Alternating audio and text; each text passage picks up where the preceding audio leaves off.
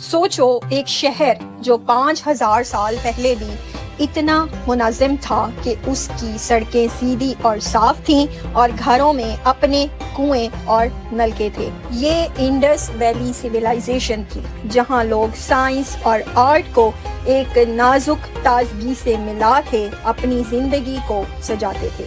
ہر اینٹ پہ ایک جیسے نقش، ہر گلی میں بہترین نظام اور بے پناہ تجارت نے اس قدیم سوچ کو آج تک لوگوں کے لیے حیرانگی کا باعث بنا رکھا ہے۔ تیار ہو جائیں اس پر اسرار تہذیب کی کہانیوں میں کھو جانے کے لیے۔ آپ جانتے ہیں کہ وادی سندھ کی تہذیب جو کہ 3300 قبل مسیح کے درمیان پروان چڑھی اور جو کہ اب ہندوستان اور پاکستان ہے، سب سے پر اسرار اور بااثر قدیم ثقافتوں میں سے ایک ہے۔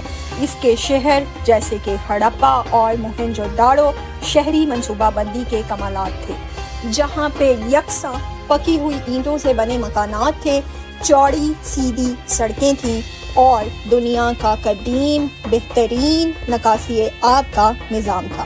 یہ شہر ناقابل یقین حد تک درستگی کے ساتھ تعمیر کیے گئے تھے، جو سماجی تنظیم اور حکمرانی کی اعلیٰ ڈگری کا ثبوت دیتے ہیں۔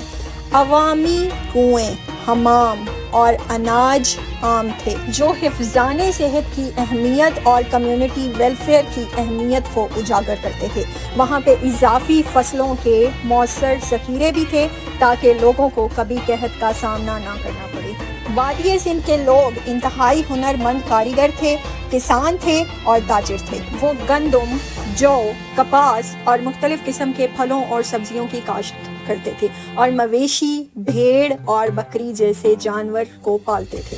دریائے سندھ کے کنارے مچھلی پکڑنا خوراک کا ایک اور بڑا ذریعہ تھا، جو آبادی کو تازہ مچھلیاں مسلسل فراہم کرتا تھا۔ ان کے زرعی سرپلس نے انہیں طویل فاصلے تک تجارتی نیٹ ورک قائم کرنے میں سپورٹ دی تھی، جو ان کے علاقے سے باہر تک پھیلے ہوئے تھے۔ ہڑپا کے تاجر میسوپوٹیمیا کے ساتھ تجارت کرتے تھے، دھاتوں، مصالوں اور دیگر وسائل کے لیے ٹیکسٹائل، موتیوں اور مٹی کے برتن جیسے سامان کا تبادلہ کرتے تھے۔ ہڑپا کے لوگوں کی کاریگری ان کی تیار کردہ شاندار زیورات اور مٹی کے برتنوں سے ظاہر ہوتی ہے۔ کاریگر سونے، چاندی اور نیم قیمتی پتھروں کا استعمال کرتے ہوئے عمدہ زیور تیار کرتے تھے۔ پتھر سے تراشی گئی مہریں یعنی کہ سٹیمپس، جو کہ جانوروں کی تصویر کشی کرتی ہیں جیسے کہ بیل، ہاتھی وغیرہ، ان کی ثقافت کی سب سے مشہور علامت ہیں۔ یہ سٹیمپس، یہ مہریں جو ایک غیر واضح رسم الخط کے ساتھ کندہ ہیں، ممکنہ طور پر تجارت یا انتظامی مقاصد کے لیے استعمال ہوتی تھیں، لیکن ان کا مکمل میننگ ابھی تک ایک معمہ بنا ہوا ہے۔ ہڑپا میں روزمرہ کی زندگی خاندان کھیتی باڑی اور مقامی بازاروں کے گرد گھومتی تھی۔ ہلچل سے بھرپور بازار، تازہ پیداوار، مچھلی، کپڑا اور ہاتھ سے تیار کردہ سامان فروخت کرنے والے تاجروں سے بھرے ہوئے تھے۔ خواتین نے معاشرے میں اہم کردار ادا کیا تھا، گھریلو کاموں کا انتظام کیا تھا اور ممکنہ طور پہ مقامی تجارت اور دستکاری میں حصہ لیا۔ ان کا معیار زندگی کافی ہائی تھا۔ بہت سے گھروں میں پرائیویٹ کنویں اور واش روم تھے، جو ایک ایسے معاشرے کی نشاندہی کرتے ہیں جو کہ حفظان صحت اور آرام دونوں کی قدر کرتا ہے۔ وادی سندھ کی سویلائزیشن میں مذہب کو سمجھے جانے والے متن کی کمی کی وجہ سے اسے اچھی طرح انٹرپریٹ تو نہیں کیا جا سکا، لیکن شواہد سے پتہ چلتا ہے کہ وہ فطرت سے متعلق دیوتاؤں اور مقدس جانوروں کی پوجا کرتے تھے۔ خواتین دیوتاؤں کے مجسمے اور دوسرے مجسمے جو کہ ممکنہ طور پہ زرخیزی کے دیوتاؤں کی نمائندگی کرتے ہیں، پورے شہروں میں پائے گئے تھے۔ ایسا لگتا ہے کہ وہاں پہ درخت کو، جانوروں کو، بیلوں کو مقدس سمجھا جاتا تھا، لیکن ان کی اعلیٰ کامیابیوں کے باوجود یہ تہذیب وہاں پہ تیزی سے زوال پذیر ہوئی۔ صحیح وجوہات ابھی تک واضح نہیں ہیں، لیکن اسکالرز کا کہنا ہے کہ ماحولیاتی تبدیلیاں جیسے کہ طویل خشک سالی یا دریائے سندھ کے راستے میں آنے والی تبدیلی نے ایک اہم کردار ادا کیا ہو۔ یہاں پہ طویل فاصلے کے تجارتی نیٹ ورکس کی خرابی معاشی عدم استحکام کا باعث بھی سمجھا جاتا ہے اور اندرونی سماجی تنازعات نے شہروں کو مزید کمزور کر دیا ہو۔ جس وقت ہڑپا اور موہنجو داڑو کو ترک کیا گیا تھا، ان کا ایک بہت بڑا بنیادی ڈھانچہ تباہ ہو چکا تھا۔ آج وادی سندھ کی تہذیب کے کھنڈرات انسانیت کے قدیم ترین اور جدید ترین شہری معاشروں میں سے ایک کی جھلک پیش کرتے ہیں۔ ان کی تعمیراتی کامیابیاں سماجی ساخت اور پراسرار تحریری زبان ماہرین آثار قدیمہ اور مورخین کو مسحور کرتی رہتی ہیں۔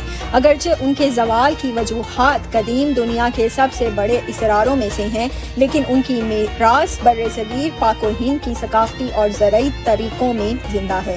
اس کے علاوہ کچھ انٹرسٹنگ قسم کی باتیں ہیں جو کہ ان حلقوں کے بارے میں کافی زیادہ سننے کو ملتی ہیں، جیسے کہ کچھ ایکسپرٹس یہ کہتے ہیں کہ وادی سندھ کے لوگ سادہ انسان نہیں تھے بلکہ ٹائم ٹریولرز یا مستقبل سے آئے ہوئے مسافر تھے۔ ان ایکسپرٹس کے مطابق وہاں پہ جو غیر معمولی ٹیکنالوجی اس وقت موجود تھی، جیسے کہ وادی سندھ کے شہروں میں نکاسی آب کا پختہ نظام، وہاں پہ یکساں سائز کی پکی اینٹیں اور پیچیدہ گرڈ پیٹرنز اس قدر شاندار تھے کہ کچھ لوگوں نے اسے آج کی جدید انجینئرنگ سے تشبیہ دی۔ اس بنیاد پہ کہا جاتا ہے کہ یہ نالج انہیں فیوچر سے آئے ہوئے لوگ سکھا کے گئے ہیں، ٹھیک ہے۔ اسی طرح ہزاروں مہریں اور تختیاں ایسی لکھی ہوئی ملتی ہیں جن کا کوئی بھی میننگ ابھی تک نہیں مل سکا، اور اس کو بھی وقت کے مسافروں کی خفیہ زبان کے طور پہ دیکھا جا سکتا ہے۔ اسی طرح کچھ دعوے ملے ہیں کہ ہڑپا اور موہنجو داڑو سے ملنے والی موسمیاتی شعلہ نما اشیاء یا پھر انگوٹھی نما دھاتی پہیے جدید دور کے سامان جیسے ہیں، حالانکہ ان کے مستند شواہد موجود نہیں ہیں۔ یہ ساری تھیوریز مشہور مصنف ایرک وان ڈنکن جیسی شخصیات نے اپنے مضامین میں بیان کی ہیں۔ ان بکس میں اینشینٹ ایسٹروناٹس کا بھی ذکر آتا ہے۔ اینشینٹ ایسٹروناٹس ایک سوڈو سائنٹیفک نظریہ ہے جو کہتا ہے کہ قدیم وقت میں زمین پہ اجنبی یعنی کہ ایلین مہمان آئے تھے جن کا قدیم سویلائزیشنز کی ترقی میں کافی زیادہ کردار ہے، جس میں کہ مصر کے جو پیرامڈز ہیں اس کا بھی ذکر آتا ہے، یہ انڈس ویلی سویلائزیشن کا بھی ذکر آتا ہے، اور بھی کچھ سویلائزیشنز ہیں ان کا ذکر آتا ہے۔ لیکن یہ جو آرگیومنٹس ہیں ان کا سائنس میں کوئی پروف نہیں ملتا، سائنٹیفک کمیونٹی میں اس کی کوئی مقبولیت نہیں ہے، اور اکثر یہ کلچرل بائس یا سینسیشنلزم پہ مبنی سمجھا جاتا ہے۔ ان شارٹ، وادی سندھ کی عمارتوں اور تحریروں کی عمدگی نے لوگوں کا دھیان ضرور اپنی طرف کھینچا ہے، لیکن اس میں ٹائم ٹریولرز یا غیر زمینی مداخلت کے دعوے سائنسی طور پہ ثابت نہیں ہیں، اور بیشتر وقت ماحول دوست افسانے ہی لگتے ہیں۔ آپ کا کیا خیال ہے؟ کیا ٹائم ٹریولرز نے یہاں انڈس ویلی سویلائزیشن کو آ کے بوم دیا؟ کیا یہ افسانہ ہے یا اس میں کوئی حقیقت ہے؟ کامنٹ سیکشن میں ضرور بتائیے گا۔ اپنا ڈھیروں خیال رکھیں، ہم ملتے ہیں ایک اور اچھی سی ویڈیو کے ساتھ۔ اللہ حافظ۔